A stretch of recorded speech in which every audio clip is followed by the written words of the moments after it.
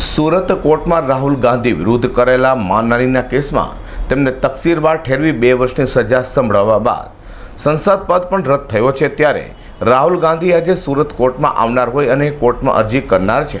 ત્યાં રાહુલ ગાંધી સાથે વકીલોની ફોજ અને સાથે પ્રિયંકા ગાંધી, અશોક ગેહલોત, બધેલ સહિતના નેતાઓ પણ આવી રહ્યા છે।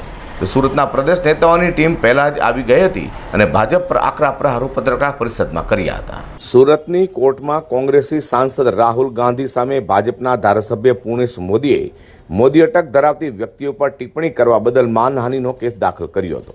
આ કેસમાં 23મી માર્ચે ચુકાદો આવ્યો હતો, જેમાં રાહુલ ગાંધીને સુરત કોર્ટે 2 વર્ષની સજા અને 15,000 રૂપિયાના દંડની સજા સંભળાવી હતી। આ ચુકાદા બાદ રાહુલ ગાંધીના વકીલે જામીન માંગ્યા હતા અને તરત 30 દિવસના જામીન અપાયા હતા। સજાના બીજા દિવસે 24મી માર્ચે રાહુલ ગાંધીને સાંસદ પદ ગુમાવવું પડ્યું હતું। હવે સોમવારે સાંસદ પદ ગુમાવ્યા 11 દિવસ બાદ રાહુલ ચુકાદા સામે સુરતની સેશન્સ કોર્ટમાં અરજી કરવાના છે। રાહુલ ગાંધી સાથે પ્રિયંકા ગાંધી, રાજસ્થાનના મુખ્યમંત્રી અશોક ગેહલોત અને છત્તીસગઢના મુખ્યમંત્રી ભૂપેશ બધેલ ઉપરાંત કાયદાકીય ટીમ પણ સુરતમાં હાજરી આપશે। તો રાહુલ ગાંધી આવે તે પહેલા પ્રદેશ નેતાઓ સુરત દોડી આવ્યા હતા। ત્યાં પત્રકારો સાથે વાત કરતા ભરતસિંહ સોલંકીએ કહ્યું હતું કે ભારતીય જનતા પાર્ટીએ જે કર્યું છે તેનો જવાબ કર્ણાટકમાં મળશે। કર્ણાટકમાં ભાજપને ભૂંડી હાર મળશે। અંગ્રેજો કરતા ડિક્ટેટર આ લોકો છે। મૂળભૂત પ્રશ્નોથી લોકોનું ધ્યાન હટાવવા માનહાનિ સહિતના કેસ કરવામાં આવી રહ્યા છે। એ લોકોને ખબર નથી કે આ ગાંધી પરિવાર છે, તેમણે દેશ માટે કુરબાની આપી છે। મહાત્મા ગાંધીને રસ્તે ચાલવાવાળા લોકો પર ખોટા કેસ કરીને લોકોને મૂર્ખ બનાવવાનો પ્રયત્નો થઈ રહ્યા છે, જે ખરેખર ભાજપની મોટી ભૂલ છે। જે પ્રકારે અંગ્રેજોનું દમન આ દેશમાં હતું,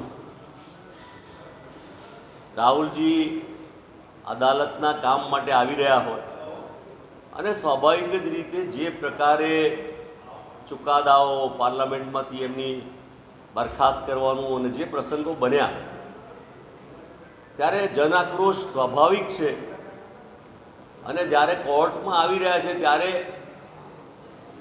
રાજ્યની જનતા, દેશની જનતા, લોકો જાણવા માગે છે, જોવા માગે છે કે કઈ પ્રકારનું વર્તન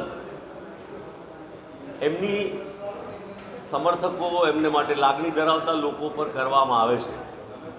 આટલી મોટી ફોજ ઉતારી અને જે પ્રકારે હાઉસ એરેસ્ટ, જાણે કોઈ દેશમાં અંધાધૂંધી ફેલાઈ જવાની હોય, કોઈ મુશ્કેલી આવી જવાની હોય, જે લોકો લોકશાહીની સામે ખતરો ઊભા કરી રહ્યા છે, એમને પોતાને જાણે લોકશાહી ખતમ થઈ જશે એવો દેખાવ કરીને સત્તાનો ઉપયોગ આજે કરી રહ્યા છે।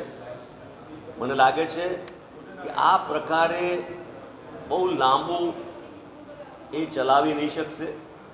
દેશની જનતા જાગૃત છે, લોકોની સહાનુભૂતિ, જે પ્રકારે રાહુલજી ભારત જોડો યાત્રામાં કન્યાકુમારીથી કાશ્મીર સુધી ગયા અને નફરત છોડો ભારત જોડોની વાત કરી, અને એટલા માટે જ આજે એ પ્રશ્નો ઊભા થઈ રહ્યા છે કે અદાણીજીની સામે કોઈ કેસ નહીં, એમની પર કોઈ કાર્યવાહી નહીં, અને રાહુલજી પર આ કરવાને લીધે આ ખોટું થઈ રહ્યું છે એ લાગણી સમગ્ર દેશની જનતામાં આજે ફેલાઈ રહી છે। અને એનો પહેલો જન આક્રોશનો પડઘો મને ચોક્કસ ખાતરી છે કે કર્ણાટકની ચૂંટણીમાં આ વખતે ભાજપને કર્ણાટકની જનતા, દેશની જનતા વતીથી જાકારો આપશે। કોંગ્રેસના નેતા રઘુ શર્માએ કહ્યું કે અમારો લોકતાંત્રિક અધિકાર છે, અમારા નેતાઓની સાથે સાથે કાર્યકરો પણ મોટી સંખ્યામાં ઊભા રહેવાના છે। રાહુલજીના સ્વાગત માટે અમે છીએ, અમારો હક છે, અમને કોઈ જ રોકી ન શકે।